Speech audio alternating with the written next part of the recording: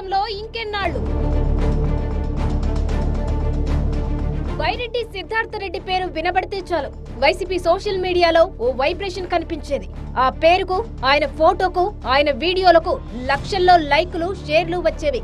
అలాంటి నేత డైరెక్ట్ గా ఎంట్రీ ఇస్తే మాస్ ఫాలోయింగ్ మహా రేంజ్ లో ఉండేది. వైసీపీ అధికారంలో ఉన్నన్నాళ్లు ఆ స్థాయిలో హవా నడిపించిన ఈ యువనేత ఇప్పుడు కనీసం కనిపించడం మానేశారు. అసలు జనాల్లోకి రావడమే ఆపేశారు. తాత మాజీ మంత్రి శేషశయనారెడ్డి, పెద్దనాన్న మాజీ ఎమ్మెల్యే బైరెడ్డి రాజశేఖర్ రెడ్డి, అక్కేమో ప్రస్తుతం నంద్యాల ఎంపీ బైరెడ్డి శబరి. ఇలాంటి ఫ్యామిలీ నుంచి వచ్చిన మూడో తరం చిచ్చర పిడుగు సిద్ధార్థ రెడ్డి వైసీపీలో ఓ వెలుగు వెలిగారు. నందికొట్కూరు నియోజకవర్గ సమన్వయకర్తగా, షాప్ చైర్మన్ గా, వైసీపీ యువత రాష్ట్ర అధ్యక్షుడిగా తెలుగు రాష్ట్రాలలో బైరెడ్డి సిద్ధార్థ రెడ్డి పేరు మార్మోగిందని చెప్పాలి. అలాంటి క్రేజీ యంగ్ పొలిటీషియన్ అధికారం పోగానే సైలెంట్ అయిపోయారు. కనిపించడం లేదు, వినిపించడం లేదు. ఒకప్పుడు జగన్ పై ప్రత్యర్థులు ఒక్క మాటన్నా విరుచుకుపడే సిద్ధార్థ ఏకంగా పార్టీ అధినేత ఉమ్మడి జిల్లాకు 2 సార్లు వచ్చినా అటువైపు వెళ్లకపోవడం చర్చనీయాంశమవుతుంది. దీంతో ఆయన సైలెన్స్ పై రకరకాలుగా ప్రచారం జరుగుతోంది.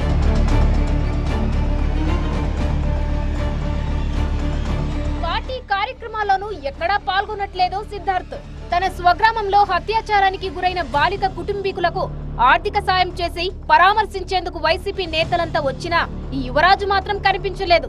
జిల్లా వ్యాప్తంగా వైసీపీ కార్యకర్తలపై దాడులు జరుగుతున్నాయనే ప్రచారం జరుగుతున్నా ఆయన స్పందించడం లేదు. సొంత నియోజకవర్గంలో చాలా మంది పార్టీని వదిలి వెళ్లిపోయారు. నందికొట్కూరులో వైసీపీ దాదాపు ఖాళీ అయిందనే చెప్పాలి. మున్సిపల్ చైర్మన్, కౌన్సిలర్లు సహా స్థానిక సంస్థల ప్రజాప్రతినిధులంతా టీడీపీలో చేరిపోయారు. ఉన్న కొద్ది మంది తీవ్ర ఇబ్బందులకు గురవుతున్నారు. అయినా సరే సిద్ధార్థ రెడ్డి నుంచి స్పందన కరువైంది.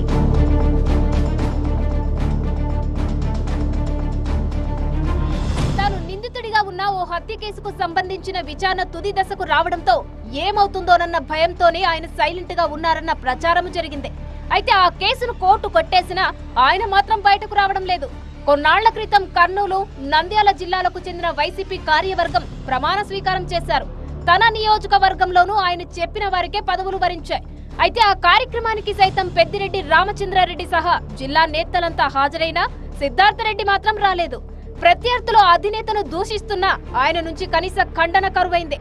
దీంతో వైసీపీలో కొనసాగుతారా లేదా అనే గుసగుసలు సొంత క్యాడర్లోనే వినిపిస్తున్నాయి. అధినేత జగన్ మాత్రం గతంలో సిద్ధార్థ రెడ్డికి గట్టి భరోసా ఇచ్చారు. సిద్ధార్థ్ని గుండెల్లో పెట్టుకుని చూసుకుంటానంటూ రాజకీయ భవిష్యత్తుపై భరోసా కల్పిస్తూ బహిరంగ సభలోనే భుజం తట్టారు. అన్నట్లుగానే ఆయనకు పార్టీలో కీలక పదవులు వరించాయి. నియోజకవర్గానికి ఎమ్మెల్యే ఉన్నప్పటికీ ఇక్కడ మాత్రం సిద్ధార్థ రెడ్డి రారాజుగా రాణించారు. ఏపీ వైసీపీ యూత్ ప్రెసిడెంట్ గా ఆయనకు వచ్చిన క్రేజ్ మామూలుది కాదు. అందుకే అలాంటి పార్టీని అధినేత జగన్ ను సిద్ధార్థ రెడ్డి వదులుకోరనే చర్చ కూడా జరుగుతుంది. సిద్ధార్థ రెడ్డి బంధుగణమంతా పులివెందుల ఏరియాతో ముడిపడి ఉన్నవారే కావడం విశేషం. తల్లిదండ్రులిద్దరూ కడపలోనే డాక్టర్లుగా స్థిరపడ్డారు.